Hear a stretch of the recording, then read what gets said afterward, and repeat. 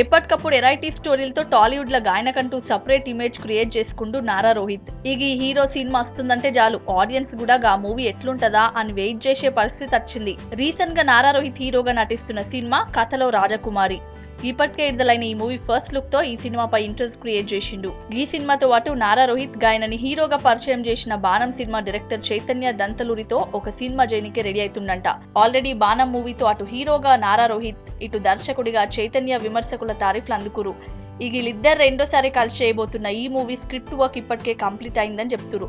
తొందరలోనే సెట్స్ వైపు వెళ్లే ఈ మూవీతో హీరోగా నారా రోహిత్, దర్శకుడిగా చైతన్య దంతలూరి మరో హిట్ అందుకుంటారా లేదా అన్నది చూడాలి. ఎప్పటికప్పుడు ఎరైటీ స్టోరీలతో టాలీవుడ్ లో గాయనకంటూ సపరేట్ ఇమేజ్ క్రియేట్ చేసుకుంటూ నారా రోహిత్ ఈ హీరో సినిమా వస్తుందంటే చాలు ఆడియన్స్ కూడా గా మూవీ ఎట్లుంటదా అని వెయిట్ చేసే పరిస్థితి వచ్చింది. రీసెంట్ గా నారా రోహిత్ హీరోగా నటిస్తున్న సినిమా కథలో రాజకుమారి.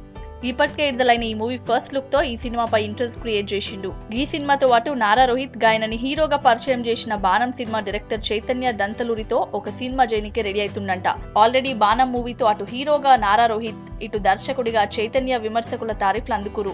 వీళ్ళిద్దరు రెండోసారి కలిసి చేయబోతున్న ఈ మూవీ స్క్రిప్ట్ వర్క్ ఇప్పటికే కంప్లీట్ అయిందని చెప్తురు. తొందరలోనే సెట్స్ వైపు వెళ్లే ఈ మూవీతో హీరోగా నారా రోహిత్, దర్శకుడిగా చైతన్య దంతలూరి మరో హిట్ అందుకుంటారా లేదా అన్నది చూడాలి.